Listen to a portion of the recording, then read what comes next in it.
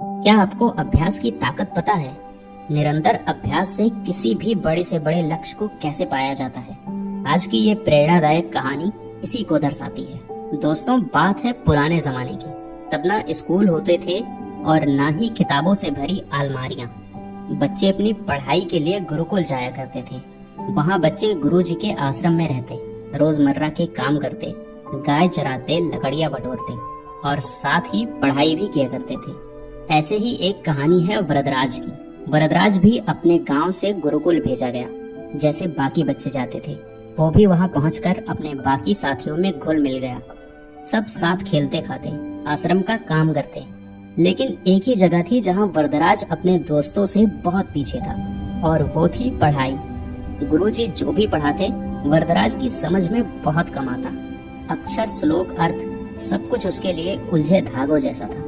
गुरुजी समझाते समझाते थक जाते, मगर वरदराज के सिर पर तो मानो बात ही नहीं चढ़ती। धीरे धीरे उसकी हालत ऐसी हो गई कि आश्रम के बच्चे उसे ताने मारने लगे।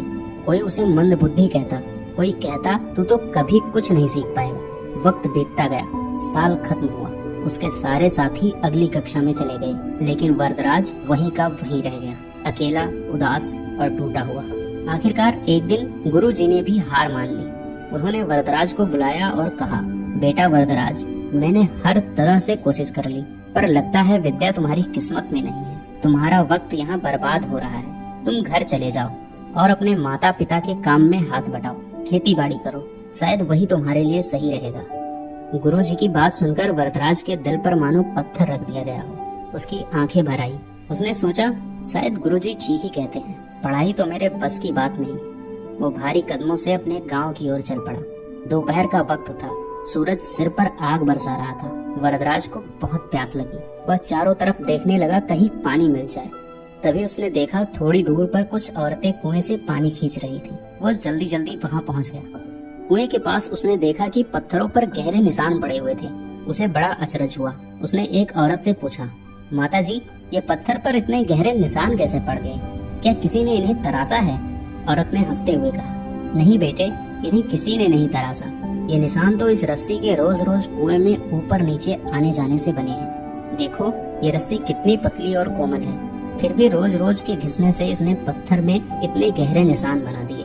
बस यही बात वरदराज के दिल में तीर की तरह जा लगी। उसने सोचा, जब कोमल सी रस्सी भी रोज रोज कोशिश करके ठोस पत्थर में निशान डाल सकती है, तो क्या मैं रोज रोज अभ्यास करके अपने दिमाग में विद्या नहीं भर सकता?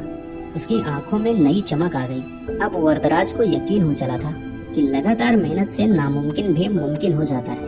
वरदराज ने वही कुएं के पास फैसला किया, मैं हार नहीं मानूंगा।